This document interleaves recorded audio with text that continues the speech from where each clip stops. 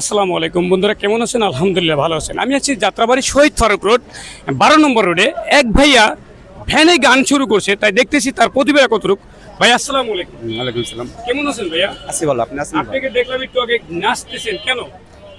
আমার ভিতরে যে চাহিদা মেধা গুণটা আছে সেটা আমি লুকায় রাখা পারি না, দর্শককে দেখাইতে চান, এই তো? তাই মাঝে মধ্যে এটা আমি ছড়াই দিই, মানে বিলিয়ে দিই।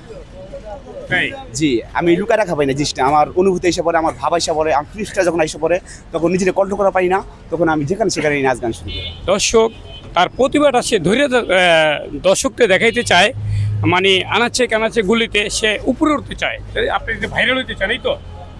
আমি ভাইরাল হতে চাই না, কিছু হইতে চাই না। আমি শুধু আমার এই দেশের মানুষ সবাই চিনুক জানুক, এইটাই তো, এটাই আমি চাই। ভাইরাল। যাই হোক, এখন ঠিক আপনি আছে। কি কি পারেন?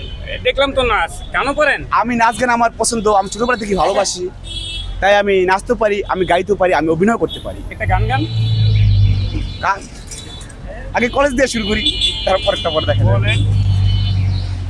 এটা তো মাইক হবে না, ক্যামেরা হবে। বাবা বাবা বাবা, ফাইন ফাইন ফাইন। দর্শক ঢুলি ঢোল বাজায়, ঢোল না পাইলে পেট বাজায়, তাই দর্শক সে এখন একেবারে ফাটাফাটি ড্যান্স চলতেছে। ফাইন ফাইন, মনের সুখে সে ড্যান্স দিতেছে ভ্যান গাড়ির উপরে। হ্যাঁ, খুবই সুন্দর ড্যান্স।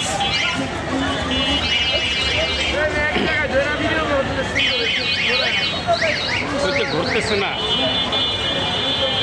মাশাল্লাহ, খুব সুন্দর একটা ড্যান্স দিতেছে। হ্যাঁ, খুবই সুন্দর। জানি না তার ভিতরে কতটুকু প্রতিভা আছে, কেন সে ড্যান্স দিতে আছে সেটা উনিই জানে।